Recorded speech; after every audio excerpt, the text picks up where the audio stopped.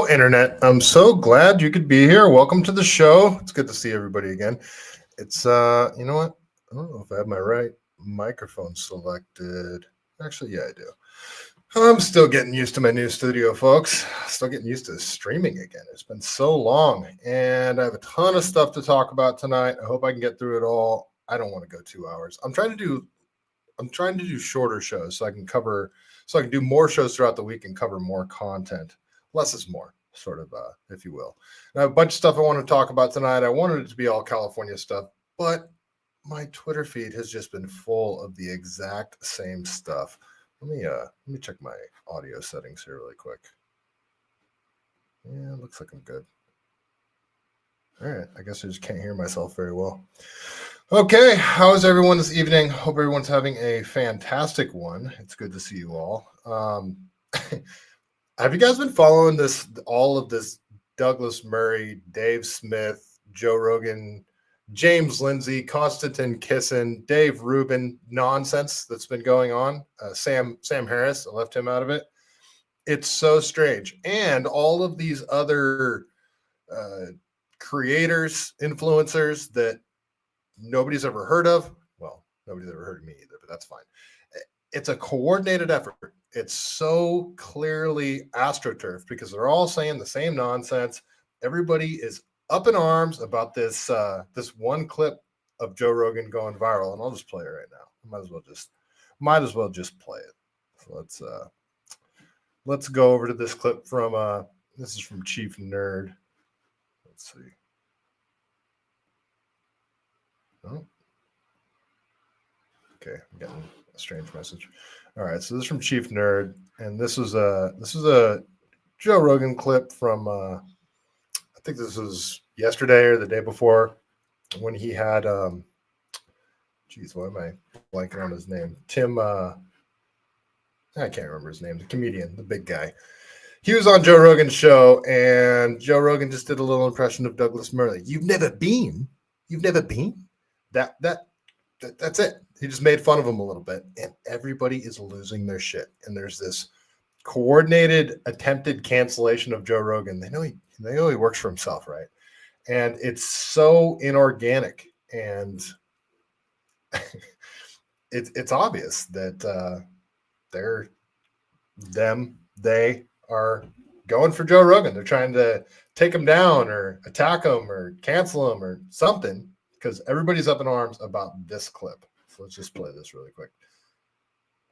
Have you been there? Right, that's a good point. You haven't been? By the way, how is he in all these wars? Can I just go to wars? By the way, how are you allowed to just go to wars? Is that the way you should at least have the courtesy of going there? Can I just go to wars, or do I have to come back and say what people want me to say about the wars? Can I go to the wars and have my own opinions, or do I have to have the opinions? Not if you want to go back. That's right. It's very interesting, this war tourism. How do I get on this war tourism? Yeah. I'd like to go to the Ukraine. I want to go. I want to go. I want to go to all this war tourism. Do you have any awards that they can melt down and make bullets out of? Joe, think about this. Do I seem like a guy that has a lot of awards? So for those of you that didn't watch the episode, why is this happening? Yeah, for those of you that didn't watch the episode with Douglas Murray and Dave Smith, apparently Douglas Murray hit up Joe Rogan because he's been on his show several times, and they're friend-ish. And Douglas Murray's promoting a new book, and this new book it's another warmongering book, and it presents the Israeli side on essentially what I haven't read the book on. I probably should before I speak about it, but he wanted to promote his new book, and it presents the Israeli side on what's happening in Gaza. And I'm really trying to stick to California stuff, you guys. I want to stay in my lane, but this has just been dominating my Twitter feed, and I just had to talk about it. So Douglas Murray asked Joe Rogan if he can go on there, and I guess Joe Rogan was like, "Yeah, but I want to have Dave Smith on here to sort of present like a counter case." And the whole thing was supposed to be a debate, but all it ended up being was the first 45 minutes of Douglas Murray trying to do this one-man struggle session of the guests that Joe Rogan has on, because he had on Daryl Cooper and Ian Carroll. But he doesn't, and he tries to act like they're only presenting one side, and it's very anti-Israel, when Joe Rogan has had on tons of pro-Israel people, including guys like Tim Kennedy, what's that former CIA guy, Mike something or other. He's had him on tons of times. He's had tons of pro-Israel guests on, and he just happened to have on Daryl Cooper, which set off the entire internet when he was on Tucker Carlson and talked about how I won't even he tried to, they're trying to spin it as if he said that what's his jeez what do I want to say? Theodore Winston Churchill. Sorry, jeez, I'm having a brain fart today, you guys. He tried to say that they're trying to act like he was saying Winston Churchill was the actual villain in World War II, not Hitler, and that is not what Daryl Cooper was saying. He jokes with Jocko Willink saying that, but that is not what he believes. Daryl Cooper all the time talks about how Hitler was an evil person. Everything he did during World War II was evil, but that Winston Churchill could have done more to de-escalate the situation before it turned into a world war. That's his only point. And Daryl Cooper doesn't call himself a historian. He calls himself a storyteller, but he does talk about history a lot. And I've listened to hours and hours and hours of Daryl Cooper's content. And the thing that I get from him is he tries to take horrific situations where society loses its mind or groups of people have lost their mind. And he tries to explain how it happened. Like, how could an entire nation like Nazi Germany have gone completely insane and started doing the whole concentration camp thing and rounding up Jews? And he tries to explain how a country loses their mind, or with his the Drank the Kool-Aid People special, like on his name right now too. He tries to explain how cults become a thing and how people become so disillusioned in a certain perspective that they lose all sense of reality and they do horrific things. And he tries to explain how that would happen, how it did happen. He doesn't rationalize what did happen, though that's what they're trying to paint that Daryl Cooper does. He doesn't try to rationalize what happened. He tries to explain how it became rational in the minds of the people that were doing it. He's not agreeing with it. He's not saying it was a good thing, but he is trying to explain how stuff like that happened. And they're trying to paint him as this, World War II revisionist and all sorts of things. Does he get some things wrong? Sure, maybe, but attack those ideas, those specific things that he gets wrong. They don't do that. They just try to defame his character and call him something that he's not. So anyway, that's what the whole 45 minutes of the Joe Rogan debate were in the beginning. It was just Douglas Murray giving Joe Rogan a struggle session about having on Ian Carroll and Daryl Cooper. And he hasn't listened to anything that Daryl Cooper's done. You can clearly tell. He hasn't listened to Fear and Loathing in the New Jerusalem, which starts off talking about the pogroms in Eastern Europe and how horrific they were. He's very sympathetic to the Jews creating a Zionist state. He's sympathetic to that, them wanting their own nation. And he clearly explains that. And you could tell Douglas Murray hasn't listened to any of it. And his special on, come on, you guys, help me in the chat. Who's the guy that led the Drank the Kool-Aid People? I don't know how I'm blanking on his name. I'm having a brain fart too. Geez, someone help me in the chat. Bob Tiergarten, you're in Boston? How'd you even get into Boston? You must be fast, dude. Congratulations. Bob Tiergarten over on Rumble. Yeah, so that's what Daryl Cooper does. He tries to explain, how horrific things can happen. But anyway, so that whole debate didn't even end up being a debate. It just ended up being Douglas Murray trying to defame Joe, defame his guests, and yeah, it was just Jim Jones. Thank you, Greenleaf Ford. I appreciate it. Yeah, Jim Jones. His Jim Jones special is amazing. And if you listen to that special, you would call him, someone like Douglas Murray would call him a Jim Jones apologist, because that whole series that he does, I mean, it's probably like 10 hours. It's talking about Jim Jones in a good light from the early days of Jim Jones because he was a civil rights leader, and the following that he had, it was very organic and it wasn't very culty in the beginning. Well, it kind of was, but Jim Jones did bring a lot of good things to his community at the time. He did a lot of good things for his community. And if somebody wanted to take that out of perspective, if they wanted to paint that in a light that isn't true, it would be calling Daryl Cooper a Jim Jones apologist when that's not what he's doing at all. Jim Jones committed a mass murder, essentially. And he's trying to explain how that happened, how so many people decided to kill themselves.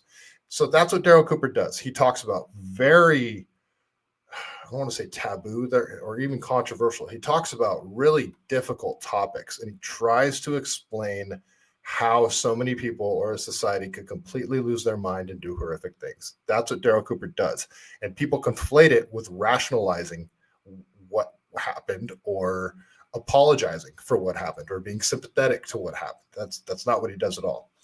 Anyway, so Douglas Murray attacked, God, I'm too long-winded. Douglas Murray attacked Joe Rogan's guest, Daryl Cooper, Ian Carroll, for the first 45 minutes, and they didn't even talk about anything of substance. And that just dominated the internet for the next week.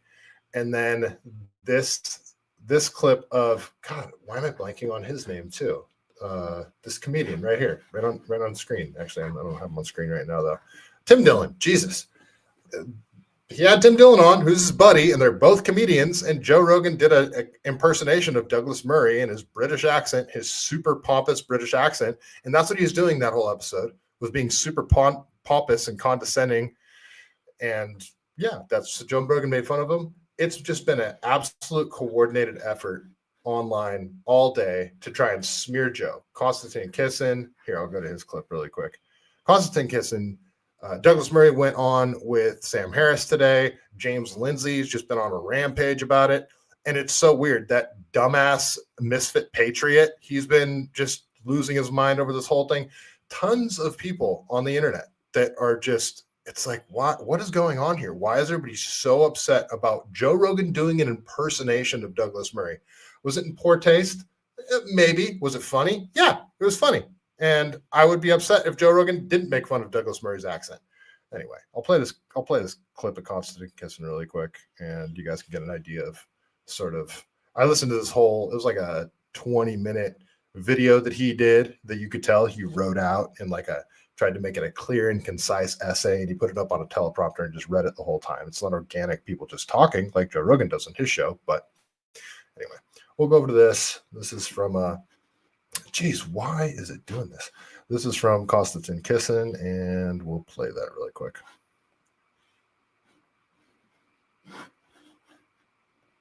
Smith and Rogan are irked when Murray expresses his befuddlement that Smith has become a prominent voice in the debate about Israel and Palestine without ever having visited the Middle East.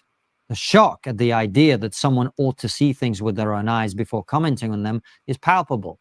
Indeed, in the aftermath of the debate, Smith promoted a popular video in which Murray's statements to this effect are contrasted with his previous ridicule of the concept of lived experience. This is very low-quality thinking.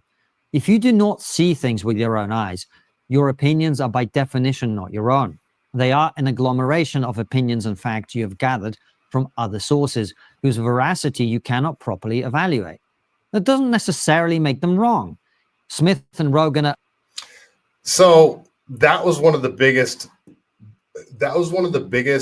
claims that the people promoting the whole woke right agenda were saying, how Douglas Murray owned Dave Smith on there. When Douglas Murray said, "You've never been," he asked Dave Smith if he'd ever been to Israel or ever been to the crossing, the crossing sites where they bring in food and supplies into Gaza. He asked Dave Smith if he'd ever been there, and he says, "No, I've never been to the crossing sites." And then Douglas Murray asked, "Well, when's the last time you've been to Israel?" And Dave Smith says, "I've never been there." Douglas Murray replies with, "You've never been," in this disgusted manner. And that turned into this big 10-minute long back and forth about, how Dave Smith says, "So what, I can't talk about it?" Douglas Murray's like, "Well, no, you can talk about whatever you want, but you're not an expert and you've never been there, so you don't know what you're talking about type thing. And I mean, that in itself is ridiculous. I mean, how many people that have never been to California can talk about how insane things are in California? If they came here and saw even with their own eyes about how more insane it is here, then yeah, I grant Douglas Murray the idea that yeah, you'd had a better idea of what's going on in Israel if you went there. You probably would. Not if you did a tour with the IDF though. I mean, if you went into Gaza, did Douglas Murray go into Gaza during the war, during the bombing campaigns? I mean, did you see that? Because that's what Dave Smith is looking at. And Kostakissin tries to claim that you're just going off of other people's words and their ideas, and your ideas are not your own. Well, you could see raw footage of what's happening in Gaza. You could say, yeah, that looks pretty horrific. I mean, you don't have to be there in person when the bombs go off to see that, yeah, that's pretty bad. That's not good. But I'm sure if you were there, it would be even worse. So I grant him that point. But anyway, that went back and forth forever. And then Joe Rogan made fun of Douglas Murray, and everybody's been up in arms about it. So here's James Lindsay. He says, from everything I'm hearing from the people who don't live on social media, the only loser of the debate was Joe Rogan. Maybe he's Teflon, but I think he's being taken out, and that Douglas was one of his last lifelines. What does that mean? He's being taken out. He's being canceled? I mean, some people are trying to say that he's calling for Joe Rogan to be taken out, and that's obviously not what he's saying here. But is he trying to say that Joe Rogan's going to like lose popularity over this, or his show's going to get canceled in some way? Because that's not what I'm seeing. Joe Rogan's more popular than he's ever been. Wally World, nice to see you. So, yeah, that's what James Lindsay had to say. And then here's more from James Lindsay. He says, from everything never mind. I'm sorry. That's the same quote, but yeah, I'm going to skip that one. So this is another one from James Lindsay. He says, Joe Rogan. So he takes that video that I just posted, or that I just played for you guys, the one with him talking to Tim Dillon, and he's making fun of Douglas Murray. He says, he just takes the clip and says, R.I.P., just rest in peace. Like, really? You really think this is going to be Joe Rogan making fun of Douglas Murray's pompous British accent is going to be his undoing? Of all the things Joe Rogan said and done, that's going to be his undoing? So, yeah. I just want to start the show off with that, because that's what I was just scrolling through my feed earlier. All I was seeing was just post after post after post about how horrible Joe Rogan is for daring make fun of Douglas Murray. That's all I was seeing. And it's such an inorganic effort to attack Joe Rogan from all sides. When I say inorganic, meaning like all of these people seem to have gotten instruction on this. It's very strange. It's very strange. And sure, call me a tinfoil hat guy, but this doesn't seem organic to me at all, how everybody's up in arms about Joe Rogan making fun of Douglas Murray's accent. Anyway, all right, I think we're done with that topic. I'll get back in my lane. I'll talk about California stuff, because you guys that watch, that's probably what you're here to talk about anyway. So if you guys are still watching after my rant, after my 20-minute rant, God, I only meant to spend like 5 minutes on that. If you're still watching, give the show a like, thumbs up, leave a comment, say something in the chat. If you're watching over on Twitter, give it a repost. That always helps. All that good stuff. I would appreciate it.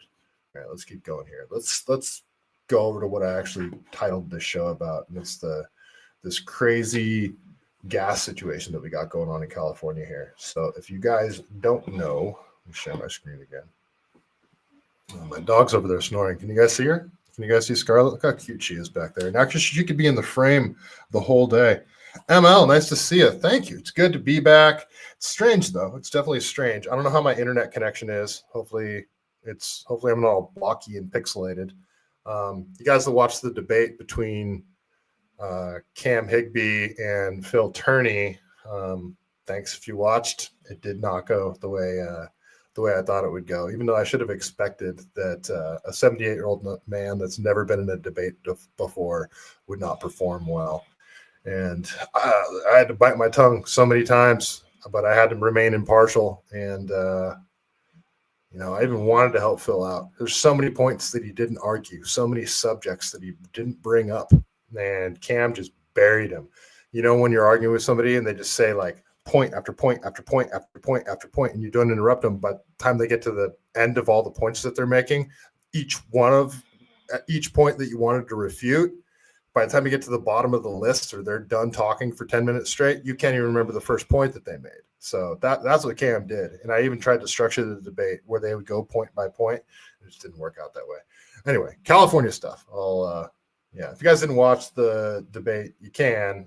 It didn't go well for Phil, though. And you can watch that over on my Rumble channel, my YouTube channel. It's on Cam Higbee's channel as well, but he clipped it up and made it worse for even Phil. So anyway, we'll keep going. Let's go over to Vince Fong here. And this is about the refinery that's going to be shutting down in California, which is going to – you guys think gas prices are bad in California right now?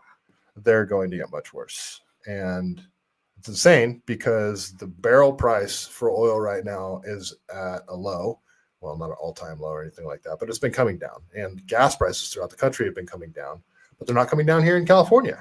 Why is that? It's so weird that they're not coming down here in California. It's because of our insane gas taxes, cap and trade fees, all sorts of other crap that just adds cost on to the top of the per gallon price.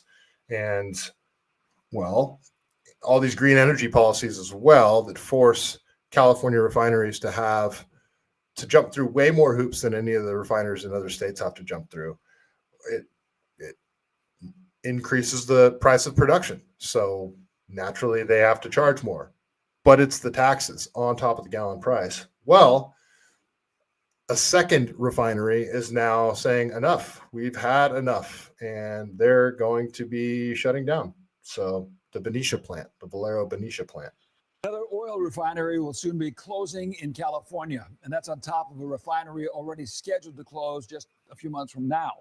That announcement today now setting off alarm bells in Sacramento, throughout the state, and beyond. Our fuel supply is in jeopardy. This is not a distant concern. This is not an academic conversation. This is happening right now. The news broke Wednesday morning. Valero Energy Corporation, announcing its subsidiary, Valero Refining Company California, had submitted notice to the California Energy Commission of its intent to idle, restructure, or cease refining operation at Valero's Benicia refinery by the end of April 2026. At a news conference in Stanislaus County, when asked about the announcement, Governor Newsom offered words of reassurance. I can assure you, beginning last night, we had all hands, and we're in the process of addressing any anxiety that may be created or any market disruption that may be created. So that's what you're addressing? You're not addressing the fact that they are closing a refinery that produces 20% of California's oil supply. How your policies directly led to the shutdown. You're going to try to address people's anxiety or what the market might do. Then he's got his henchman, Rob Bonta, behind him, like he does in every single one of his freaking clips.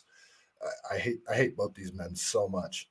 But that's what his concern is any possible anxiety due to how gas prices are going to skyrocket. I think we're going to be paying $10 a gallon by 2026. I really do. I mean, it's getting up around the $6 a gallon mark. At the most expensive gas station in San Francisco, it was like $7.30 for the cheap gas. And just like 2 weeks ago when I was there, I posted that picture and people lost their minds. I mean, granted, it's $2 cheaper if you go a few miles away, but still $5 a gallon. That's what we're paying over here, like on average in the Bay Area, Santa Cruz, $5.10, $5.15 a gallon. That's bonkers. That's insane. By that announcement. But the anxiety was already in motion. GasBuddy.com senior petroleum analyst Patrick DeHaan posting, it's clear that the political environment in California has been hostile to refiners, and the state badly needs to revise its mentality or face a declining number of refineries and higher prices, a sentiment echoed by Valley Congressman Vince Fong. And this is something that is not created by the market. This is something that is directly caused by Gavin Newsom's poor energy policies. Policies such as ABX 2-1, signed into law by Governor Newsom in October of 2024, tightening the state's control over the California transportation fuels market. Policies that Fong says he and others warned the governor about. Not only did I warn the governor, but the governor of Arizona and the governor of Nevada, Arizona, Nevada, they both warned the governor, bipartisan concern that this was going to lead to shortages and this was going to cause refinery closures. Along with higher gasoline prices, job losses, and not enough energy to power or attract. This is the thing that Gavin Newsom policies always do. He talks about, hey, we're going to do this. And everybody says, obviously, well, if you do that, this is going to happen. Like the minimum wage for fast food workers thing. Everybody said, if you mandate a minimum wage for fast food workers, what's going to happen is fast food workers are going to get laid off, and it's going to push fast food companies to further automate. They're going to ramp up automation for all of their in-house production. It was clear as day that's what's going to happen. Everybody said that's what's going to happen, and that's exactly what happened. Tons of people lost their jobs, their minimum wage jobs, and which minimum wage isn't supposed to be. You're not supposed to be able to buy a house off minimum wage. Minimum wage, when I was a kid, or even before that, was supposed to be for kids that are working summer jobs or are fresh out of high school, like low skilled workers. That's what they're supposed to be for. Now, all of these minimum wage jobs that you see are usually worked by, a lot of them are worked by illegal immigrants or, full grown adults that are here on visas, that kind of thing. And, I should probably pull up some evidence to support that claim right there. But I mean, you don't see young kids working at fast food restaurants very often. And that's what minimum wage jobs are supposed to be for, but they're not. Anyway, that's what his policies do. So everybody says, Gavin, hey, if you mandate all of these extra restrictions on the oil refining companies are going to shut down and they're going to move production out of state. Does it anyway. This is what happens. New businesses to the state, Fong says. What can the governor do to change that? We got the act now. We actually have to begin to reevaluate our entire energy policy of the state, remove the obstacles, remove the mandates and the restrictions and the barriers that are holding us back, and provide the incentives and investments to not only build more energy infrastructure, but to expand our energy production. Hopefully the governor hears you. I hope so too. And Patrick DeHaan, the oil industry analyst we mentioned in this story briefly, put some more numbers to what the closure of Valero's Benicia refinery will mean, posting this year, wow, Valero will be shutting down its 170,000 barrel per day Benicia, California refinery by April 2026, coupled with the loss of, that's Phillips 66's 139,000 barrel per day Los Angeles refinery later this year. This will drop the number of refineries in California to just 7. A 309,000 barrel per day loss in refining capacity is huge. California Policy Center says California refineries process just over 1.6 million barrels worth of oil per day. According to the U.S. Energy Information Administration, California is projected to consume about 1.85 million barrels of crude oil per day. This is after Gavin has already shut down oil wells, not allowing for pumping like out in the Central Valley. We're already underproducing. For how much oil California sits on top of, we're already drastically underproducing. And now we have two of the biggest refineries shutting down. Well, one's already shut down. One's going to shut down in 2026. So what is this going to do? So this is just another article explaining the same thing, but we'll play this video anyway. Oh, oops. My bad, guys. So this is, I'll play another quick YouTube video regarding the shutdown, the Valero shutdown.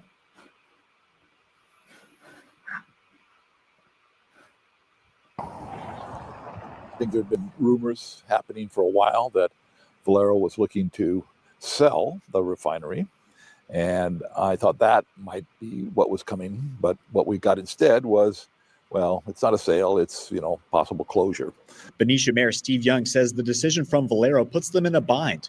The refinery is a huge source of income for the city. They do pay property tax, they pay utility tax, and combined those two things are about $10 million.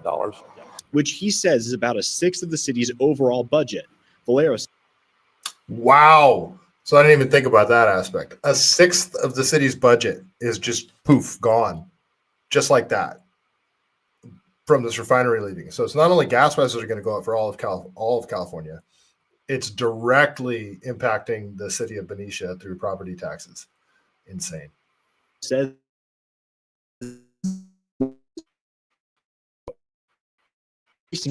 pressure in the industry this last October. In local areas, slapped with a record $8 fine, claiming the refinery released illegal amounts of cancer-causing gas into the air. Mayor Young is on the area district board. It was based on a unreported leak from a hydrogen vent stack. It is currently used for that facility whatsoever. Matt Regan with the Bay Area Council says if the state wants to transition off fossil fuels, it needs to happen gradually, or else the economic impacts will be severe. The price of your airline ticket to go on vacation will go up. Not everybody's going to be able to afford an electric vehicle in the next 12 months, but in the next 12 months, gas is going to be $7 a gallon. Mayor Young says they need to look ahead and determine what can possibly replace Valero. But until then, he expects the city's budget to get a lot tighter. To the extent that that doesn't cover $10 million a year, we're going to have to look at reducing the city budget, and that's programs. We're going to have to, work through those issues, and it's not going to be fun or easy, for sure. So all the jobs at the plant gone. This is actually, and Chevron had its headquarters in San Ramon, California, and they're shutting that campus down, which has been there for, since before I was born, I believe. Yeah, I think it's been there for a very long time. That was their corporate headquarters. It was in San Ramon, California. Well, they're moving to Texas. All those jobs are gone. Benicia plant, all those jobs are gone. And this means the Benicia government will have to cut their payroll as well. So some of those jobs will be gone as well. Even those government jobs, I don't care about those. Yeah, I said it. So what does this mean for everybody? Well, this is, actually, I'll go to this first. This is from Bill Ever. He says, here are two showing Northern California and Southern California refineries that produce gasoline as of November 2024. Valero Benicia is closing in April 2026, removing 27%, the orange slice down here, 27% of Northern California capacity. So if you split California into two halves, which is, people don't realize how giant California is. Northern California and Southern California are like separate states almost, but Northern California's gas production is cut by basically a third. That's freaking insane. So Phillips 66 Wilmington is closing in December of 2025, removing the 9% yellow slice of Southern California. So what's that? 36%? 36% overall of California's oil production is just gone, just like that. On top of the gas taxes. So there's going to be gas shortages, or at least definitely a supply crunch, which means prices will go up, and the taxes on top of that. So we're looking at $7-8 a gallon within the year, most likely, at least within a year of when that happens. So by 2027, we're probably going to be paying $7, $8, $9, maybe even $10 a gallon over here in California. Okay, so that's what's going on. So Dr. David, he had this whole write-up on it. It was pretty good, so I want to read it to you guys. So let's keep going here. The Gavin Newsom plan to bankrupt California oil refineries is, in his own words, part of the master plan for the state-owned refineries, and that's it. This isn't a conspiracy. They want to control the production of oil production in California. They want to centralize the production and make it a state operation. That's essentially what it is. PG is essentially part of the California government, and it's not even privatized energy anymore. Anyway, so he continues. Conspiracy theory? No. Fact. See below. May 2024, Cal Energy Commission draft Draft Transportation Fuels Assessment, Policy Options for a Reliable Supply and Affordable and Safe Transportation Fuels in California, has a whole section entitled The State-Owned Refineries. The state of California would purchase and own refineries in the state to manage the supply and price of gasoline. Could range from one refinery to all the refineries in the state. Yeah, it's Marxism in action, folks. Straight up, centralize the means of production. This is written in plain English by Newsom's hand. The link to the full report is in the comments below. For all those who are making this is not a document written by China. This is written by California, a literal master plan for the state to buy all of the refineries in the state, presumably for very little money once they are all broke and shut down, so that the state can literally control the production and price of gasoline. If this does not cause a major alarm, I have no idea what would. We managed to lure, I don't know that word, sorry. We managed to lure the other way when this guy shut down schools and businesses. Oh, he went to say, he managed to the other way when this guy shut down schools and businesses for well over a year and a half for no reason whatsoever. How are we not paying attention to any of this, to this document, and seeing how everything in it is now unfolding exactly according to plan? This is the definition of tree. It is the exact opposite of our free market capitalist society, and it must be stopped. And it's exactly what they're doing. So this is the document, and this is from seuc.senate.ca.gov. This is section 10, state-owned refineries. Table 19, review of state-owned refineries. So this is straight out of a government website, government document. Scope, it says, from one refinery to all refineries in the state. State of California purchase and own refineries in the state to manage the supply and control of gasoline. So, there it is. And you guys so, and there's a Emily in here. California could lose about 20% of refining capacity in 12 months, with potentially significant implications for the prices of pump. Keep going. If you guys want something, one of you guys tell me how's am I cutting in and out, or how's my video? You guys don't know, I'm even more in the middle of nowhere than I was before. I'm just way out in the middle of the forest now, so I'm just crazy router that works off the LTE network. So somebody, my audio or video has been cutting in and out, or if I look all pixelated and blocky, that kind of thing. Let's see. It's taking a while to open this article. So, all right, let's read. California could lose about 20% of its oil refining capacity in 12 months, with potentially significant implications for prices at the pump. Major refineries are forced to depart or make major changes.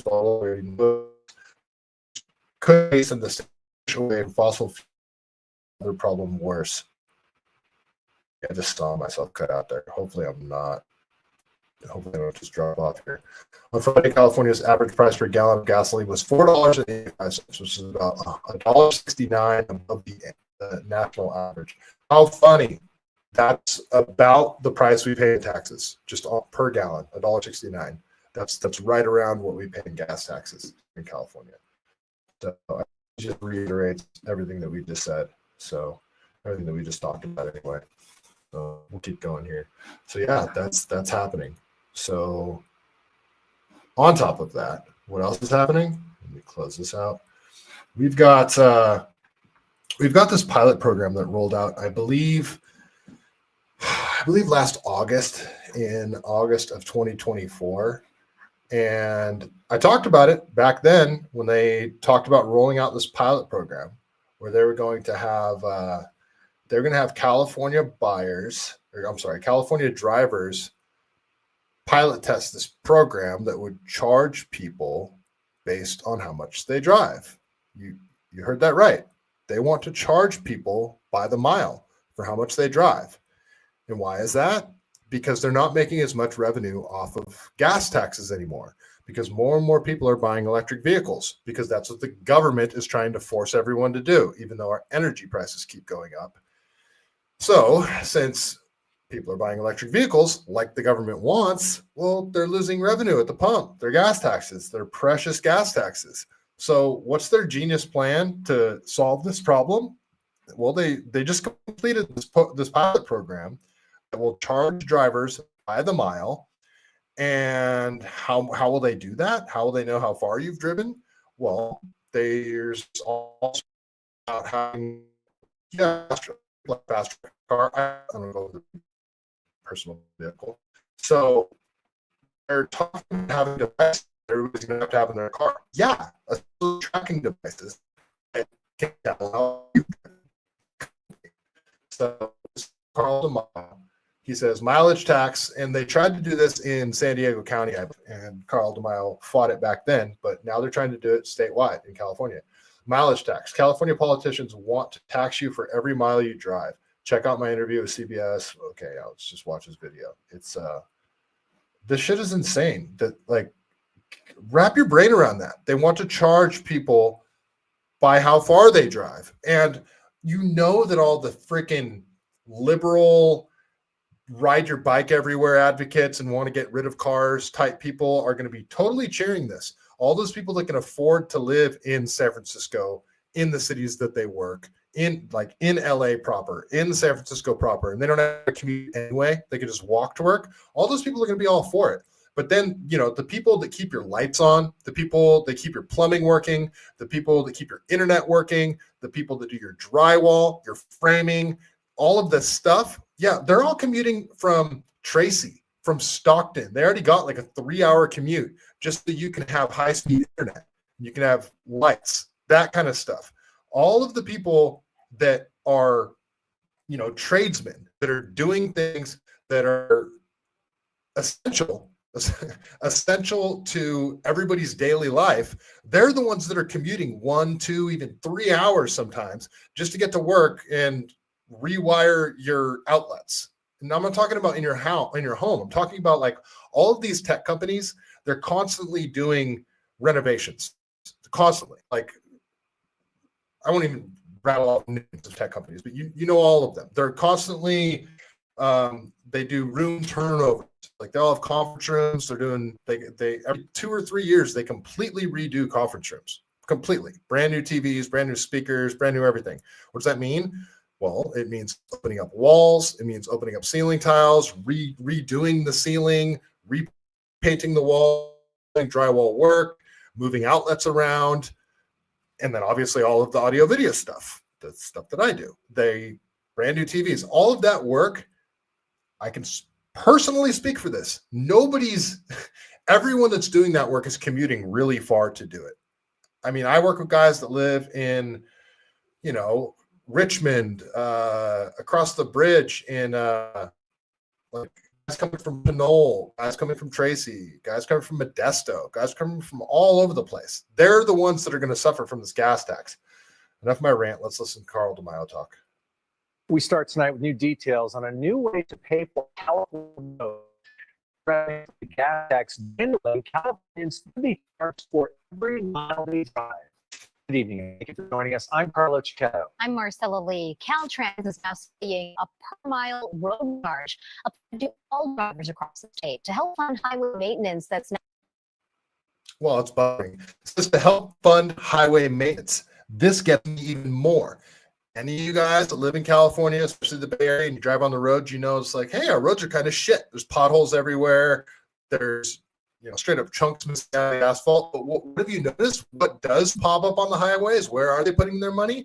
They're putting their money into creating toll lanes. So the only people that have to sit in traffic are the plebs, the people who can't afford to pay $20 each way on their commute just so they don't have to sit in traffic. That's what they're spending California tax revenue on, to extract more money from Californians. They're not actually fixing the roads. They're installing infrastructure that helps extract money from Californians on the roads. That's what they're doing. They're not maintaining the roads. They're extracting more money from you. That's what they're using your tax dollars for. They're using your tax dollars to get more money out of you. That's how the California government works, and it's infuriating. Now funded through the excise tax on fuel. And while the state says this new mileage tax would replace California's gas tax, not everyone's convinced. CBS 8's Richard Allen has more on the pilot program that just wrapped up. Notice how she said it would replace the gas tax. That is bullshit. So everybody knows that the gas tax will stay the same. So they can get that money out of the electric car drivers. And those of us that are still driving cars with internal combustion engines, we're still going to pay the gas tax. And your electricity is going to keep going up too, because PG&E just arbitrarily voted to increase that with a $20 a month fee. Yes, everybody else is paying a $20 a month fee in California, by the way, if you didn't already know that. Well, that's right. Currently, about 80% of California's road and highway repairs are funded through the state's 59-cent a gallon gas tax, the highest in the nation. But with more drivers now switching to electric vehicles, the state is getting less and less funding for those repairs, now leading to this possible mileage tax for all drivers. And not surprisingly, not all drivers are on board. No, not for it. Sorry, I'm a hard no on everything. I gotta save my money. I like her. San Diego Gail Hoffalina wants to put the brakes on any possible per-mile road charge for drivers, an idea the state's now exploring, as explained in this video released by Caltrans. It's an innovative way to collect funding for roads and highways based on how many miles you drive instead of how many gallons of gas you buy. Because as we move toward a zero-emission future, the gas tax won't last forever. Caltrans just completed a pilot program to test out a road charge system, including a flat per mile fee of 2.8 cents a mile, as well as an individualized fee based on a vehicle's fuel economy. The pilot also tested different ways of reporting mileage. And who are you guys that participated in this pilot program? You assholes. You knew what they were trying to do. And you're like, oh, I can get a little bit of money out of the state. Maybe I get some money off of my car registration fee. You dicks. Look what you helped them do. You're participating in your own demise, you assholes. Including odometer reading, a special plug-in device. The purchasing power of the fuel tax, which is the main. And you might not have caught that part. Plug-in device. The purchasing power of the fuel tax. Just completed a program to test out a road charge system, including a flat per mile fee of 2.8 cents a mile, as well as an individualized fee based on a vehicle's fuel economy. The pilot also tested different ways of reporting mileage, including odometer readings or a special plug-in device. So a device that tracks how many miles you go. So that's already, a huge invasion of privacy. But then going by your odometer reading. So what does that mean? Does that mean at the end of the year, when you go to do your car registration, you got to report your odometer, and it's like, oh, well, you drove 10,000 miles this year, sir. That's going to be $1,000 that you owe the state. I can't afford that. I don't have $1,000. Sorry, you don't get a car registration. So then this guy that does drywall, that's commuting from Tracy every day, can't afford to register his work vehicle because he doesn't have an extra $1,000 laying around. So he starts driving with no car registration, which means his insurance is going to drop him. So now he's got no registration, no insurance. He gets pulled over. Cop says, oh, you don't have registration, you have insurance? We're impounding your truck. You've just taken that man's entire life away. You've taken his way of getting income. So, I mean, yeah, that's the whole slippery slope argument there, but that is what's going to happen. You charge people by the mile, and if they can't pony up and you withhold their car registration, that's what's going to happen. People are going to drive with expired registration because they can't afford the registration. They're going to get pulled over. The cops are going to take their car, and people are going to go homeless because of this stupid program. It's insane. Purchasing power of the fuel tax, which is the main way that we finance transportation infrastructure, has been steadily declining. But not everyone. Your green energy initiatives are making your insane gas tax revenue decline. What a shocker. You guys coerced everybody into going electric, and now they are, and you're losing revenue. What a freaking shocker. One's giving this potential new charge the green light. A mileage tax in California is a money grab. Let's just be very clear. San Diego Assemblymember Carl DeMaio led the charge against a proposed local mileage fee a few years back and says he's just as opposed to this one, which he says could cost the average Californian $900 to $1,200 per year. Unfortunately, a lot of working families, poorer families, have a longer commute. So they'll actually pay a higher mileage tax. It's very regressive. It's unfair. DeMaio also says he's skeptical this mileage tax would replace the fuel tax, as the state has indicated. That's nonsense. These people will never give up a tax. They're just going to add an additional one on. And it would be up to the state legislature to decide whether this road charge would replace the fuel tax. Also, the results of Caltrans pilot program should be released. Madness. They want to charge us by the mile. So this was back when they first talked about this program. And I played this. I mean, I did an episode or at least a segment on this, a few months ago, maybe even like a year ago. But yeah, this is the pilot program. How did they get people to do it? So a road charge calculator also allows people to look into how much their hypothetical fees would be. Okay, blah, blah, blah. So this says the road charge pilot program will last 6 months. So yeah, that's right about it. So yeah, it started in August of 2024.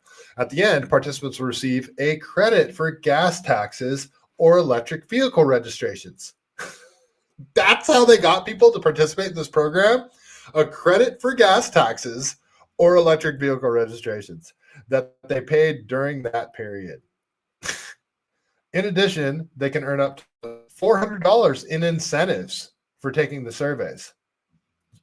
Everyone that participated in this, you're an asshole. Every single one of you that participated in this program to help extract more money from all Californians, you are an asshole. I hate you. Well, I don't hate you, but you're still an asshole. So yeah, that was okay. I'm not even sharing this. This is what I was reading from here. This is an article from KCRA back in like August. So yeah, all right. That's all right, yeah, that's it. That's all the stuff about the California gas situation that's going on. So they shut another refinery shutting down. So we're losing like 20 to 30% of our oil production in Northern California or California as a whole. And California is not getting enough gas revenue or tax revenue from our gas taxes because so many people are going electric. So they're going to do this. I guarantee you. I mean, this is what the state assembly and the state senate vote on. This is what they do. And it's just, they've rigged the elections. And I will say that until the elections aren't rigged anymore, which I don't know if that'll ever happen. But this is the stuff that they do in the state assembly and in the state senate that goes against the well-being of every Californian. And people do just keep voting for it. But there's also massive election fraud with mail-in ballots, no proof of voter ID, all that kind of stuff. So yeah, that's what people are voting for. That's what's going on here in California. It's madness. Everything that they do goes against Californians' best interests. So fortunately, Scott Presler is on the case. Scott Presler has turned his eye towards California, and he is now out here helping Californians, and he's digging into stuff. He's digging into the insanity, and I'm sure Scott Presler is going to be in for a shock to see exactly how insane it is out here. Everybody already knows California is insane, but when he starts digging into this and turning over rocks, he's going to see how absolutely bonkers it is out here. So this is from Scott Presler, and he's got a document here. I'll show you guys at the end here. It says, since 2020, 1 million people have left California for other states. In California, every voter receives a mail-in ballot for every election. However, in order to be removed from the voter rolls, you have to mail a voter registration cancellation form to your former county elections office. You got that? So if you move out of California and you don't mail this form to the county elections office, a ballot is still going to get sent to your address. That's right.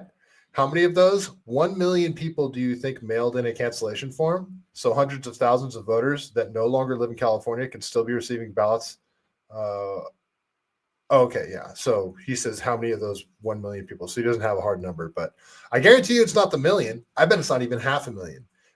I'd be surprised if even 100,000 people that moved out of California. They're probably just like, peace, screw this place. I don't care anymore. They're just leaving. So they're still getting a ballot in the mail at the address they were at. So hundreds of thousands of voters that no longer live in California could still be receiving ballots at their old address. In a state that allows for ballot harvesting, that's right. So that too. If you guys don't know what ballot harvesting is, people can just go around and go to people's houses, knock on the door. Hey, have you filled out your ballot yet? No? Well, I'll take it in for you if you do. So no, I haven't filled out mine, but I actually got two. I got one for the guy that used to live here too. Well, I can't say anything, but if it's filled out, I can take it in, that kind of crap. So he continues, to make it worse, I want to look at the Los Angeles County cancellation form. In the government form, which is listed directly on the website, under reason for cancellation, it says non-citizen. So they have they know well enough that non-citizens are getting accidentally registered to vote. So in order for those non-citizens to cancel their voter registration, they have to send in this form. So they have to put that as an option. So, illegal immigrant or non-citizen gets mailed a ballot and you're like, hey, I'm not a citizen. I can't vote. Should I vote? Or should I send in this form to Los Angeles County that says I'm not a citizen and I'm not allowed to vote? They're going to have to make that decision. So it's one of the reasons that they put on their official form for cancellation is that I'm not a citizen. So they very obviously know that non-citizens are getting ballots in the mail, which means they're registered to vote. Yes, the very form that allows for California voters to cancel their voter registration is acknowledging that one reason is being an illegal alien. Therefore, illegal aliens are on the voter rolls. If you have moved out of California recently, I implore you to mail a voter registration cancellation form to your previous county election officer right now. I also encourage you to check your California voter registration status to see if you're still registered to vote. And I think he put the links there. But I mean, you'll see my comment here. So back a year ago, April 25th, 2024, I said, if you have moved out of California, please go to the website and cancel your voter registration. If you don't, a ballot will absolutely be sent to your last California address. So somebody showed me this a year ago, and that's when I realized it. And I asked everybody to do that like a year ago. Since only like 100 people watch my show, I doubt anybody saw it. But yeah, I tried to put this on people's radar. But anyway, so that's happening. And he does another post just because it's blowing his mind. So this is the form. So request voter registration cancellation. And this is the official form from the Los Angeles County Registrar Recorder / County Clerk. Reason: non-citizen. Right here. Non-citizen. Out of the country, etc. Notice the first example they give. Why would you want to cancel your voter's registration? Because you're not a citizen. That's the first option they give. They obviously know that illegal aliens are registered to vote in California, a state that made it illegal to show your ID when voting. It's illegal. You guys know that, right? So it's not only up to the counties on whether they want to have voter ID. They made it illegal for county clerks to ask for ID while voting. We're run by psychopaths. It's so obviously rigged. And then this woman says, one illegal alien needs to register to vote in California, basically a utility bill. So this is from a California website, and it's in order to register, these are what you need to prove residency. So DMV will not accept application without one accompanying residency documents. DMV will accept photocopies, informal copies, and computer-generated documents for residency purposes. All residence documents must list the applicant's first and last name, blah, blah, blah. So a lease agreement, a deed, a title, a mortgage bill, home utility bill. So this is what you need for residency.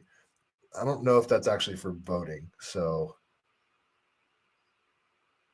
yeah, I think she might be getting stuff mixed up there. So we'll leave that one be. But yeah, it's madness, folks. It is madness, and it blows my mind every time. So we'll keep going here. I want to get through this as quickly as possible. How long have we been going? About an hour. All right, I'm not making horrible time. Scrappy Doo, we're being forced out of the state. Don't want to leave, but it's reaching the point where there may be no choice. I get it. I get it.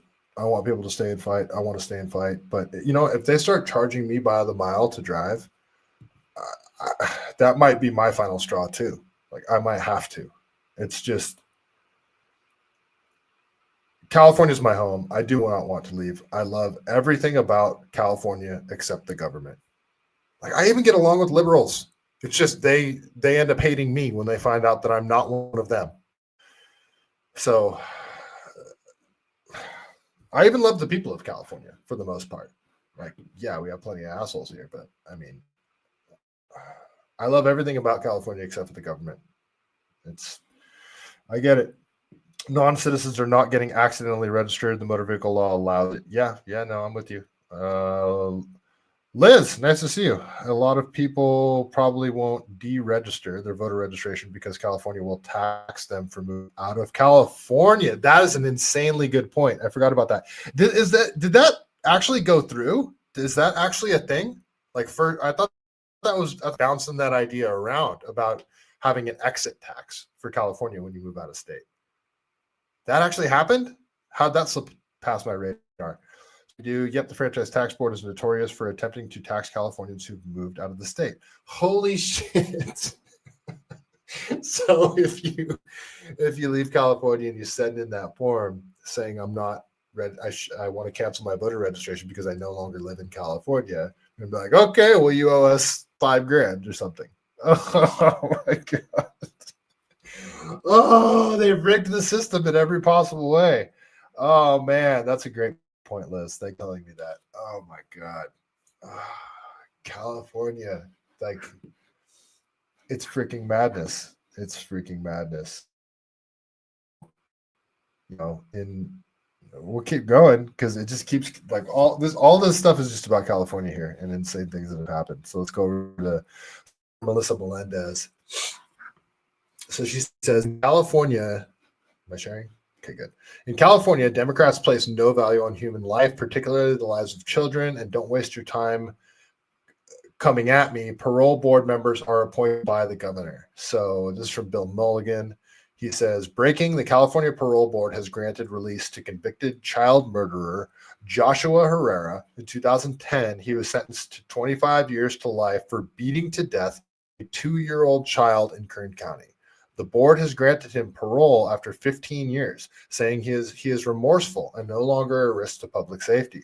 The child was beaten so badly it suffered detached retinas and hemorrhaging in both eyes. And I read the story. I think I got the story right here. Well, here's the statement from the district attorney of Kern County. I don't know if it talks about it in here. I'll read the statement. But he had, I believe he was like babysitting, and he said the kid fell, and the kid had a brain hemorrhaging and hemorrhaging in both eyes. They took him to the hospital, and after like a day or two, the kid died. And that's how bad he beat him. He beat a child to death. And 15 years, oh, he's remorseful. Let him out. Anyone that beats a child to death, I mean, that's the kind of stuff that makes me ponder, because I don't like the death penalty. I don't like it. I don't like the idea of the government being able to take your life. But this is the stuff that makes me reconsider my position.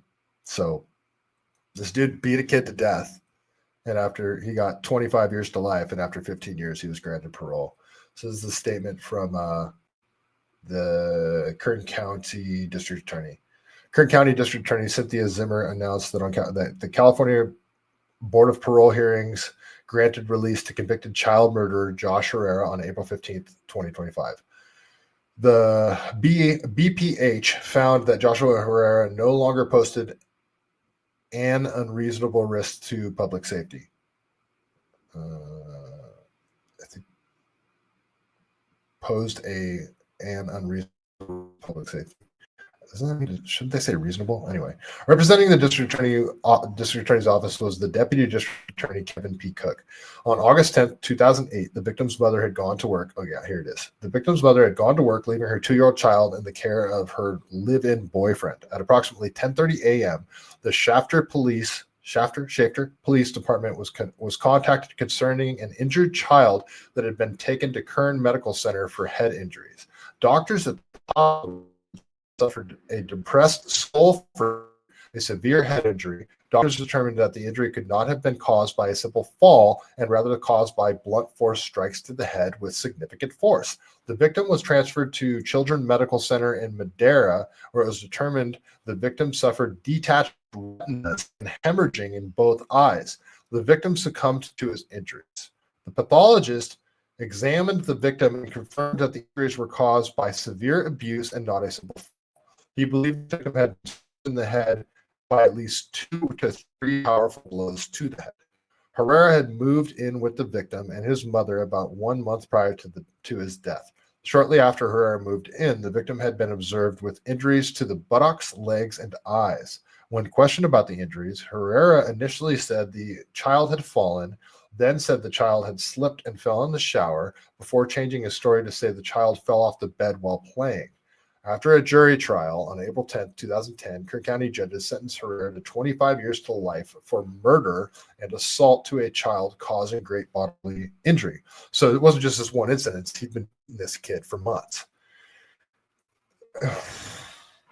On April 15th, 2025, Herrera had his first parole hearing. During the hearing, the BPH focused on Herrera's behavior since he arrived in prison, finding no prison rule violations and participation in programming classes to address his drug and alcohol issues, his anger issues, and to understand his criminal thinking. The board found that he no longer posed a risk to public safety and believed that he had remorse for what he had done.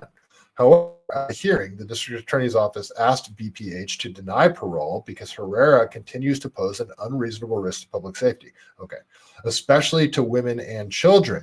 During the hearing, Herrera made statements that he was often abusive to women, as well as all children who were around him. All children who were around him, including the victims, his own children and sister's children. Although he did not have any formal prison reprimands, he violated the rule of his prison daily with minor violations. He was involved in a restitution avoidance scam by putting or receiving funds into his books for people that owed restitution to victims, in which he received a commission. Herrera admitted that he understood that it could affect the restitution that was due to the victims of crime. However, over the attorney's objection, the board of parole found that Herrera was suitable for parole. These people are maniacs. District Attorney Cynthia Zimmer commented, "We firmly reject the board's decision to grant parole to an individual who took a child. We believe that Herrera has not served the necessary time to account for the gravity of his crimes and remains a clear risk to public safety." So the district attorney of Kern County did not. Sorry, we're doing it anyway. It's fucking bananas. This is absolutely bananas. Like, this is the soft on crime people that are in positions of power here.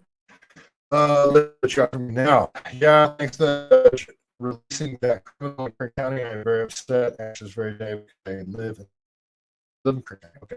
County sheriff's deputies don't care about aliens or criminals that terrorize white citizens. Well, was this guy an illegal immigrant?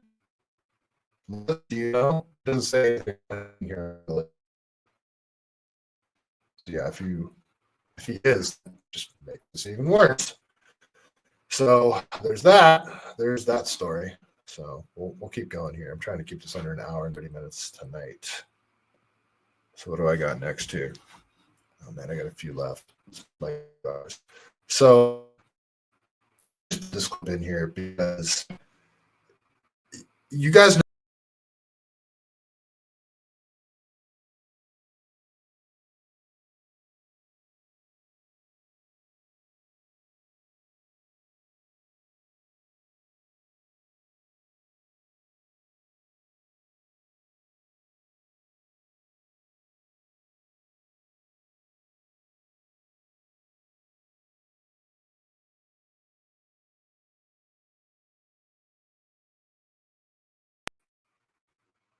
I'm back, folks. I apologize about that. Did I lose you guys?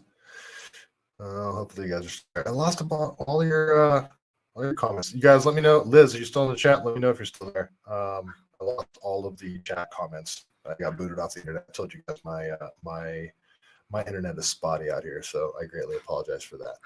Anyway, as I was saying, Gavin Newsom is supposed to give a State of the State address every year, and I don't think he's done one in like 3 years. You know, like President gives the State of the Union. Well, Gavin just doesn't do it anymore. He just decided not to. And he also doesn't do press conferences where the press can actually ask him questions.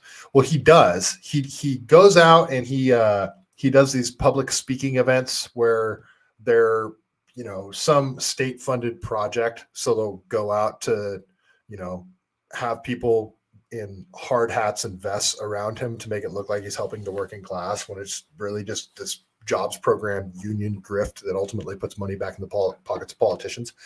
He does those, and then sometimes he lets well, not sometimes, every time they do like a question and answer session at the end of it. Usually lasts about 30 minutes.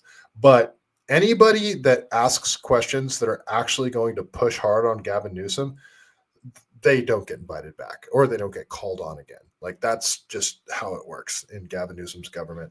That's why, what is her name? Ashley Zamaya, I think is her name. Gavin Newsom hates her so much because she's always grilling him. Anyway, this is just further proof right here that, well, not further proof. This is a former journalist in California talking about how, yeah, you can't ask Gavin Newsom tough questions. You're never going to be invited back. If you guys are, am I still live? You guys, let me know in the chat if you can still hear me. It's only like a minute long. I'm not even sharing. There you go. All right, let's play this. An anchor who on TV today in California sat down with me at a coffee shop during the election. He said, Kevin, there are times that we look at what to say and we want to scream at the script because we know it's a lie. But we have to do it because otherwise our reporters will get invited into the Newsom press briefing and to be there to cover to a different news station. If we don't get invited in, we get the coverage of their brand new plan. Really don't exposure to the problems in California through the mainstream television. And I'm not talking about nationwide, CNN, Fox, all of the local stations. I think it's bad, the censorship we saw with trials or same thing happening at every single news station in our state. I mean, Mark Zuckerberg was just talking on Joe Rogan about how as soon as saying no to the Biden administration, that they were going to have certain posts, they getting a bunch of agency inquiries and lawsuits against Meta. Well, imagine getting sued if you're a small local TV or radio station in California by the governor. You're screwed. So the worst purveyors of this are KTA and KTVU Fox 2, which KTA is like the primary news station for the Los Angeles region. And KTVU Fox 2 is probably the popular local news station here in the Bay Area. I say here, actually, yeah, you know what? I'm technically back in the Bay Area. I am right on the border now. I'm back in Los Gatos. I'm in Los Gatos, California. So I don't care. People box myself. I don't care. Good luck if you show up at this place. Yeah, very good luck. That, but. Yeah, like the worst purveyors of all this stuff. And there it is. So you not only allowed to press Gavin Newsom really hard at these press briefings, you have to basically report what the state tells you to report, or they're not going to invite any journalist from that news organization back to the press briefings. So I think it's Ashley Zamaya. I think she's the one that always sticks it to Gavin Newsom. I hope I'm saying her name right. You guys, someone say something in the chat so that I know that I'm still live, because this isn't a good sign. Let me check over on X here. Am I still live? Let me know, folks.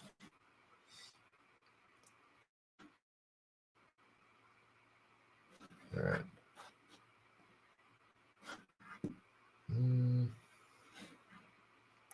Yeah, looks like I'm still live. So you guys drop something in the chat. I never have some of your podcasts, but it's too depressing. Xena Realtor. Oh, come on. I'll try to cheer it up next time. Bob Tiergarten, who just ran the Boston freaking Marathon, which is, man, congratulations. I don't know if you're still watching, Bob, but great job. Great work. Even getting into the Boston Marathon is insane. You have to be really fast to get into that thing. So congratulations. And then modest people will say, oh, I'm old, so my time isn't as, it's lower. I have a lower time than I'll need to do. They still have to do a competing marathon, like Big Sur, I believe, is a qualifying marathon, which is very hilly. And you have, like, for me, 41, I believe I would have to run like a 7:45 pace for a marathon to get into it. That's insane, you guys. Like, that's insane. I run, like, I think in the last few months, I did a 10-mile road run. Every now and then I'll go out on the road just to see how fast I am. And I did a 10-miler at like a 7:30 pace, and I was stoked. I fired up. I can't imagine doing that for 26 miles, though. So anyway, Bob Cheergarden work. I'm very, very, very impressed. I meant to actually do this last night, which I'm glad I didn't because now I have more stuff to talk about. But I ran a 16-miler yesterday, and it crushed me. It absolutely freaking crushed me. So I'm watching my feed right now, and yeah, the video quality is horrible. I need to fix this. This internet situation is not working for me. But we'll finish up the show anyway. We'll keep going here. So let's go. Actually, here, let me pause that. Keep going. All right. Okay. Liz. Okay, cool. You're here. Thank you, Liz. You just made me feel all warm and fuzzy that you're still here. I appreciate it. Thanks for I felt like I was all alone. Scrappy Doo, you're here. Thank you, man. Glad you're still watching. ML says the price of eggs are still high in California. You know what's funny is they don't seem that high up where I live, but at the like fancy grocery store where I live, but everything else is insanely high. Maybe it's because there's more like local. I'm not buying local chickens here. You know what? My neighbor that lives like right there has a ton of chickens. I need to work out an egg deal with them. I eat a copious amount of eggs, you guys. Lots of eggs. And a ridiculous amount of eggs. And Scarlett gets 2 eggs a day. I give her an egg in the morning and an egg in the evening with her fancy dog food. See her over there? Look how cute she is. How cute my dog is, you guys. Yeah, she gets an egg. So that's 2 eggs a day just for my dog. Yeah, it gets expensive too. So, all right. Liz, we say Gavin Newsom screwed the wife of his friend. It wasn't just his friend; it was his campaign manager. And were they married? It was his fiance. But yeah, it was his campaign manager. Her now ex-husband Michael Lombardi was a supporter of his. What is that? /U0026 when he found out. They divorced. Michael lost half his wealth. Well, I don't know what that is. I don't know what that thing you referenced is, Liz. That's bonkers. That's freaking insane. Okay, I'll keep going here. I'll just go over this really quick just because it's more of the same. I won't even share my screen. So Barbara Lee won the mayoral race in Oakland after, Shang Tao was recalled and then raided by the FBI and might be going to prison. And decided to elect somebody that's just like her, Barbara Lee. And it's freaking depressing. The dude that she was up against, Lauren Taylor, he was up. He was actually winning. And Oakland has ranked choice voting, mail-in ballots, and, a week to count the ballots, which, total, so 48,000, 43,000, there was less than 100,000 votes to count. So are you guys telling me that all of Oakland, so less than 100,000 votes to count?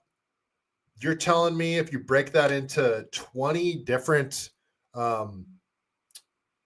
polling stations, you can have 20 polling stations in Oakland, 5,000 ballots per polling station. You got 20 different people there counting ballots, hand counting ballots. Break that down. What is that? I think that's 500 ballots per person to count. You're telling me you can't count 100,000 ballots in one day? Anyway, Barbara Lee Lauren Taylor was up, and he ended up losing 52% to 47%. So there's Oakland. And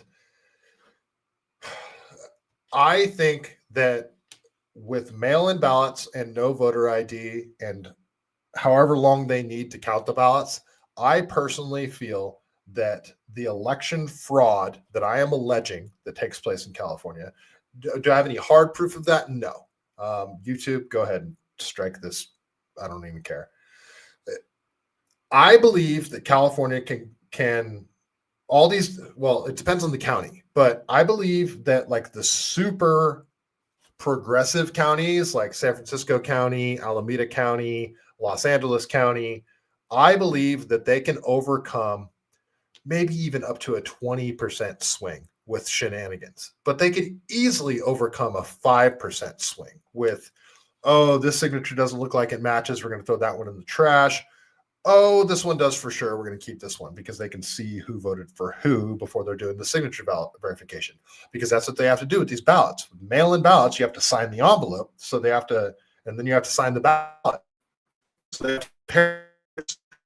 Oh, so wait, you're already hand counting ballots, but you made handing ballots illegal. So you're already doing you guys realize that too, right? So not only did they make it illegal to check ID, they made hand counting illegal. So they have to use the voting machines, but they're already hand verifying the signatures of every mail-in ballot, but you can't hand count them. So it doesn't really make sense, does it? I mean, what reason would you have behind that? Because it makes it easier to cheat. Like everything they do with California elections, especially in these super progressive counties, are making it easier to cheat. So Oakland, where this was just an Oakland election. That's it. Only Oakland, because their mayor got recalled. So only Oakland is voting on this, which means only Oakland is counting ballots. And Oakland municipal government is filled with radical progressives. Anyway, yeah, Barbara Lee won. Barbara Lee won. Was there ever any doubt? I don't think so. Oh, I hate it when my mouse does this. Sorry, folks.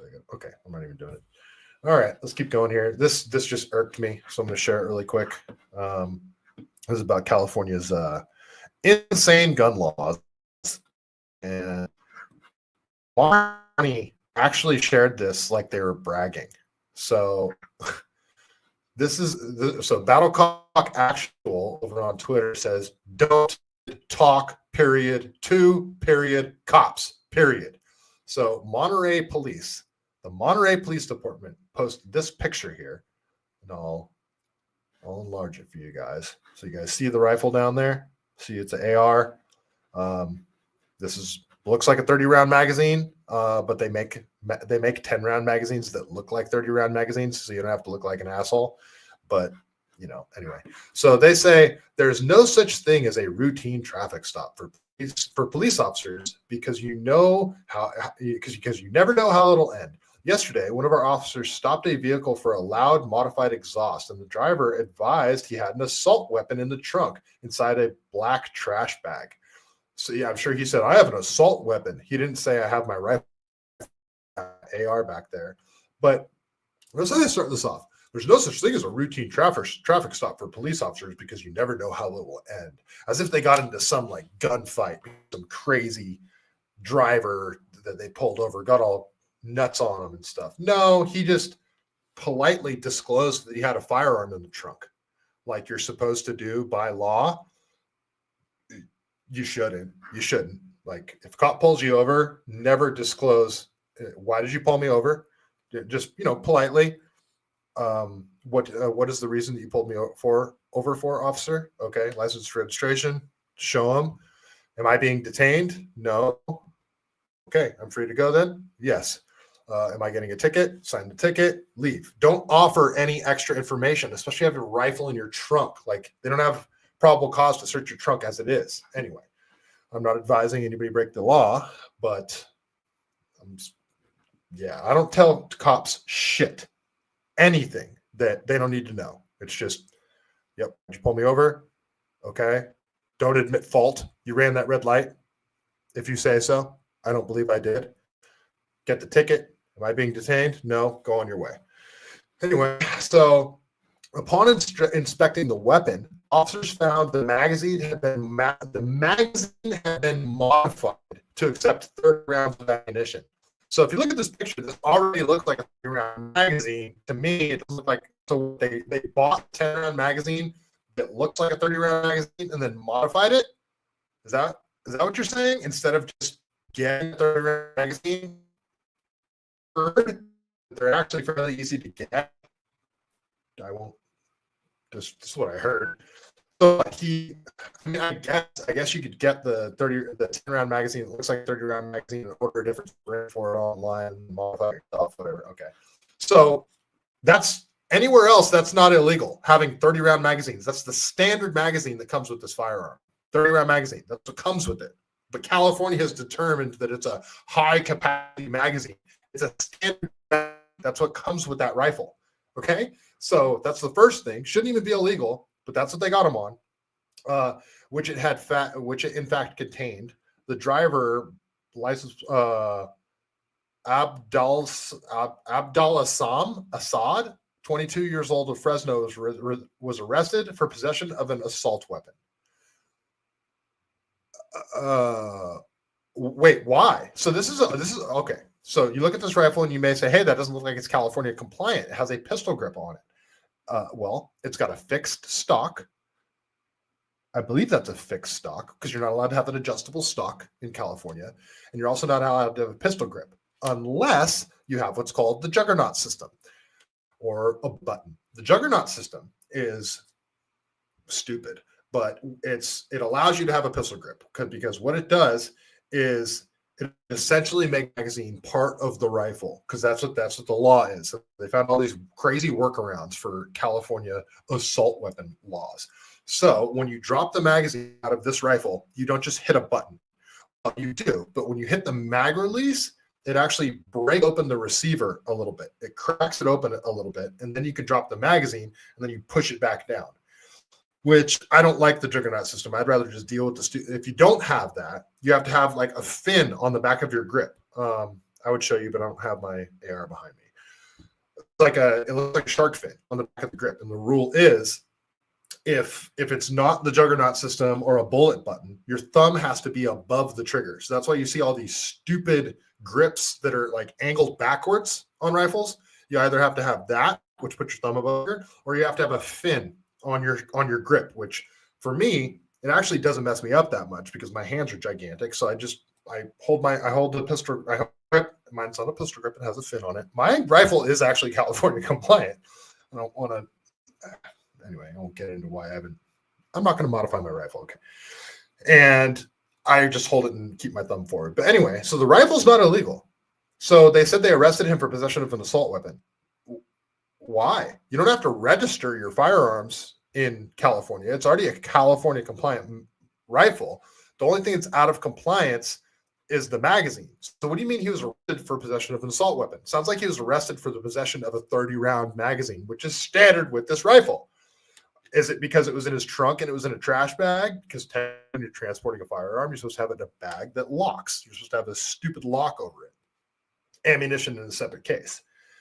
Anyway, so yeah, Monterey County actually put this out on the internet as if they're bragging. They put this on Facebook, and apparently they're getting ripped to shreds by everybody in the comments because it's just there's nothing wrong here. There's nothing wrong. It's all like the guy has the only thing I see wrong with this whole picture is the guy doesn't even have any sights on it. Like, where are your sights? There's no iron sights. There's no red dot. There's no optic whatsoever. That's the only thing I see wrong with this picture. It's like, come on, like, don't have a firearm that doesn't even have sights on it. Yeah, that's the only thing I see. And yeah, so that irks me. I apologize. Okay, I'll stop it with that. Anyway, okay, we'll stop sharing that one. Done with that story. Let's go to the next one. I don't think I have that much more left, you guys. I already got Barbara Lee, one Oakland. Okay, I got a couple things from Kevin Kiley that I want to share. So we'll keep going here. All right, so this is about the high-speed rail, the multi-billion-dollar boondoggle that's already 5 years past its deadline, like what, $20 million over budget, and it's only going to go from Merced to Bakersfield. which they already have a train for. Amtrak already will take you from Merced to Bakersfield, but the high-speed rail is going to do it fast. Okay, so this is from Kevin Kiley here. We'll go ahead and share this. I apologize for my crappy video, you guys. I apologize for my crappy internet. Can't do anything about it right now. I'm sort of at the mercy of Verizon Wireless at the moment. Even though, no shade on them, they're actually at least making it so I can stream. All right, let's go to Kevin Kiley. He's talking about the high-speed rail and why this whole project needs to be sold to privatization, scrapped altogether. This whole thing's just enough already. Californians are sick of it. Let's provide an update on the latest unbelievable revelations concerning rail. I'm sorry, guys. My internet sucks. I'm doing my best over here. Disaster in California. Yesterday, California's legislative analysts testified before the state legislature that the project faces a $7 billion budget gap and the funds must be secured by next June. The legislative analysts' spokesperson said there is no specific plan. This is a quote. There is no specific plan to meet that roughly $7 billion gap. We also think there is some risk that that gap could grow. I'll pause this really quick to address Just Peachy's comment over there on YouTube. Hi, fellow Californian here. Bakersfield resident Kevin Kiley also has a petition to get voter ID on the ballot. Are you aware? We need 1 million signatures to get on the ballot. Yeah, I actually signed up to be a regional to help out with the initiative. I don't think it was Kevin Kiley that did it though. I thought it was Carl DeMaio out of San Diego, but I could be mistaken. So yes, that is a huge thing. And I always say how ironic it is that getting voter ID on the ballot that people will vote on, but don't have to show their ID to vote on. It's just sort of ironic. Indeed, the hearing at which the legislative analyst testified was very brief because the High-Speed Rail Authority submitted an incomplete update to those who had organized the hearing. So the High-Speed Rail Authority can't manage to complete anything on time, even its own reports to the legislature, let alone building a high-speed train from Los Angeles to San Francisco, or even that very first segment from Bakersfield to Merced, which is now projected to miss the 2033 deadline. And if any of you San Franciscans are watching, there's this giant transit center that they built in San Francisco. That's beautiful, by the way. It's beautiful. It's got on the top deck, it's like an outdoor park with tons of greenery, and it's beautiful. And then inside it's also beautiful. And there's it looks like a freeway off coming directly into it. And I believe that's supposed to be one of the end of the line endpoints for the high-speed rail. I believe that was the first thing they built. They haven't even started on the tunnels that will go through. There's 3 different mountain ranges that they have to go through. They have to go through the Diablo Range, one other range, and then the whatever range it is that goes under the Grapevine. Is that the San Gabriels? I think it's the San Gabriels. So that's going to be, so imagine that. They spent this much time and they don't even have the section from Merced to Bakersfield done yet. They have 3 mountain ranges they need to bore through. If only we had a private Californian that owned a company that bores tunnels. So that they got to do that still. They still have to do the most difficult stuff. And it's been 20 freaking years and billions of dollars over budget. This whole thing needs to stop. Listen to the bipartisan pushback that this is getting. Assemblymember Stephen Bennett, Democrat from Ventura, he said, quote, "We have no plan. We have a good likelihood it's going to get worse, and we have a short time to solve the problem," he said. The definition of insanity, said Democrat Assembly member Cotty Petrie Norris, is doing the same thing over and over again and expecting a different result. Now, here's the truly amazing thing, is the legislative analyst testified that this update that the Rail Authority provided, even this incomplete update, assumes there will still be federal dollars. So they're saying there's a $7 billion budget shortfall for just the next few months that has an unrealistic assumption that goes with it. There's going to be further federal funding. I can say this right now. There will not be further federal funding. Thank you. That's a good thing. How do I know that? Because I was at a press conference with Transportation Secretary Sean Duffy just a few weeks ago in Los Angeles, where it was made very clear that this project is a failure. And in fact, there is now an investigation that has been launched by the Department of Transportation to claw back billions that have been granted. I have also asked for an investigation by FBI Director Kash Patel to figure out how it is they've already spent $17 billion, that the overall cost has grown to an excess of $130 billion, and yet no track has been laid after 16 years of some kind of work supposedly being done. And that's what a lot of Californians want to see. They want to see an actual investigation into where all this damn money went. Because anybody that has been following this has made the assumption that this is a giant laundering operation, that, you know, money gets funneled into these unions that get no bid contracts. They get awarded this giant contract for millions and millions and millions of dollars, because there's tons of different sections that each cost millions of dollars. And they skim money off the top, put it back into the campaigns of these politicians that are behind all this crap, and it just greases the wheels of everybody. I would speculate that less than half of the money spent on the high-speed rail actually went to the high-speed rail. That's just me speculating. But most of us that have been paying attention to this high-speed rail since its inception, since I was in high school, I'm 41 now. They've been talking about this, doing this project for 20-something years.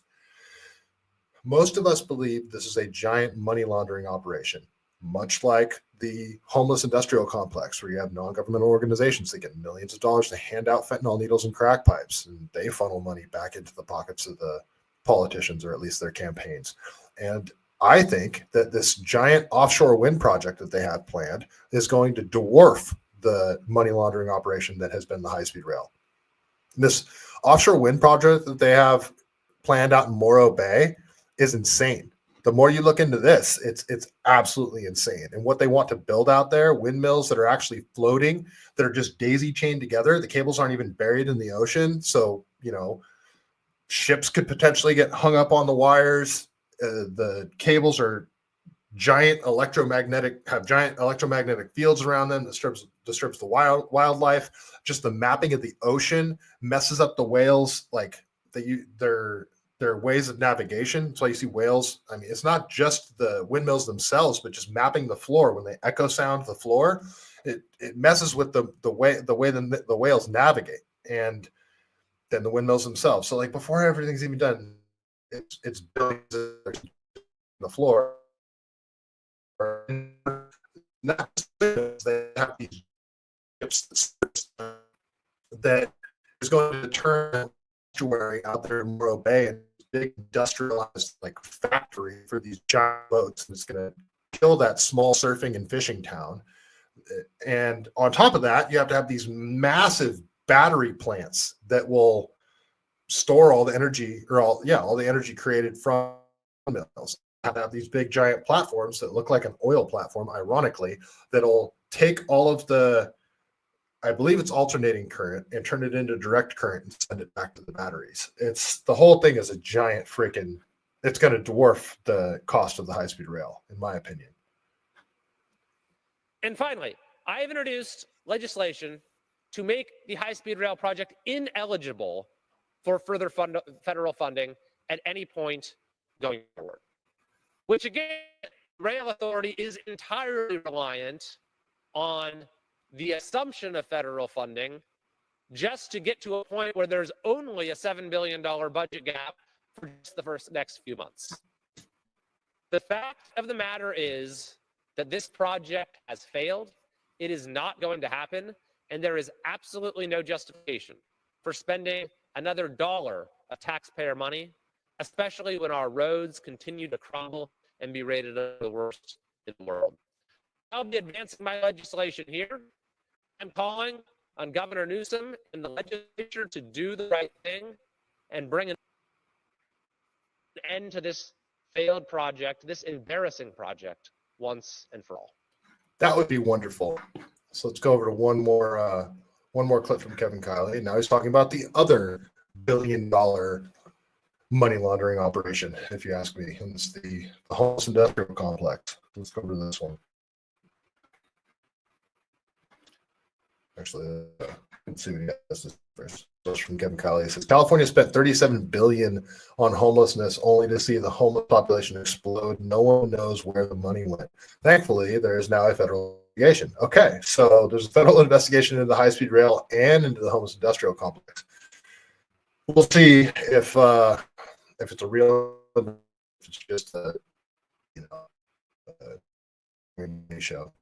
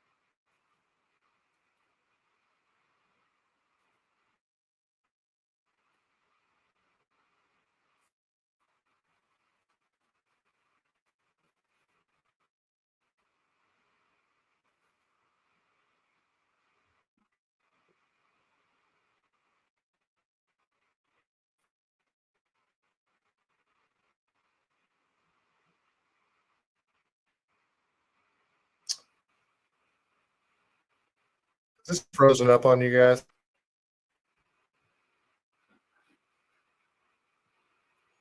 Is my video frozen up or is it actually playing for you guys? Oh, I did it. Man, sorry, I just got back. So I'm gonna have to start this video. I forgot to show more. My bad. Here. Apologize. Mr. Speaker, the legislative analyst has just released a new report on the amount of homelessness in California. And reports that since 2019, the state has spent $36 billion.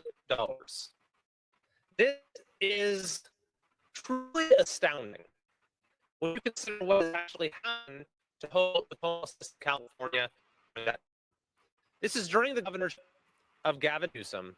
We have seen a 24% increase in homelessness.